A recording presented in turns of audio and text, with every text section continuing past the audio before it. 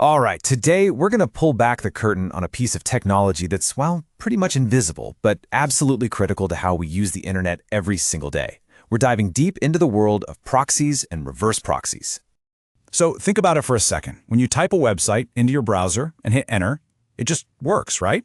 It feels like this direct connection between you and the site you want to visit. But is that what's actually going on? Well, a lot of the time, there's a crucial go-between managing that whole conversation. And that go-between, it's called a proxy server. The best way to think about it is like a dedicated middleman. So when you send out a request to visit a website, it doesn't just go straight there. Nope, it goes to the proxy first, and the proxy then forwards that request for you. It's this extra layer that acts on your behalf. Okay, so let's start with the first major category.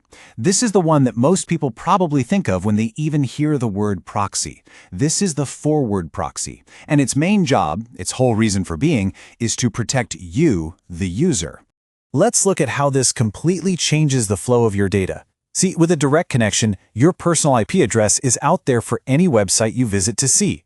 But when you use a forward proxy, you're only talking to the proxy, and the proxy is talking to the internet. So the website, it only ever sees the proxy's IP address, not yours. Your online identity gets completely masked. And this masking ability, well, it provides some seriously powerful benefits. Big organizations use forward proxies all the time to beef up privacy, to regulate and monitor what websites their employees can visit, and even to get around certain content restrictions. But there's another key benefit that actually makes your browsing experience faster. And that's something called caching. It's a pretty smart idea. If a bunch of people in a network are all visiting the same popular site, then Google or a big news page, the proxy can just save a copy of that site. So the next time someone wants to go there, the proxy doesn't have to go all the way to the internet to get it again. It just serves up its saved copy. The result? The website loads way faster for you. Okay, so if a forward proxy sits in front of us, the users, to protect us, what happens when you flip that whole idea around? Well, that's exactly where we get the reverse proxy. It sits in front of the web servers to protect them. Now, the difference is simple, but it is absolutely crucial. A forward proxy handles outgoing traffic, right? It protects the user who's making the request. A reverse proxy, on the other hand, handles all the incoming traffic, protecting the server that's receiving all those requests.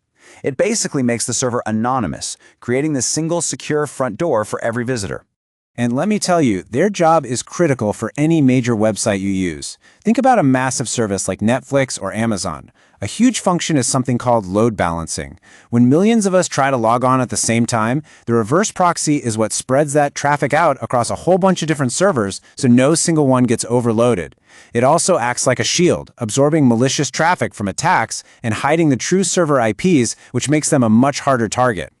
Now, beyond these two big categories, the world of proxies gets even more interesting and specialized. Whether you're trying to watch a show that's only available in another country or you're automating tasks online, there's a specific tool for pretty much every job. So let's take a quick tour.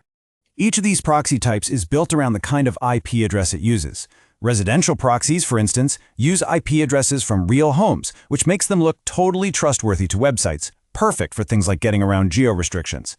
Then you have data center proxies, which are all about raw, blistering speed for grabbing tons of data. ISP proxies give you a stable, reputable IP from a server, while mobile proxies route your traffic through cell networks, making you look just like another person on their phone, which is great for managing things like social media accounts. So after looking at all these different types, from forward to reverse to all these specialized versions, what's the big takeaway here? Why is this technology so fundamental to how the internet even works? Ultimately, it boils down to this. Proxies are the internet's gatekeepers. It doesn't matter if they're protecting you as a user or protecting the websites you visit. They are what manage the flow of traffic to make sure data gets where it needs to go, securely, privately, and, of course, efficiently. They are a totally invisible but completely essential part of our digital world. And, this really boils it all down perfectly. There's a quote from Manish Shivanandan in the source material that just nails it. Forward proxies protect client devices, while reverse proxies safeguard servers. It's that simple. It's a powerful distinction that really defines their roles in this whole digital ecosystem. And that leaves us with one final thought.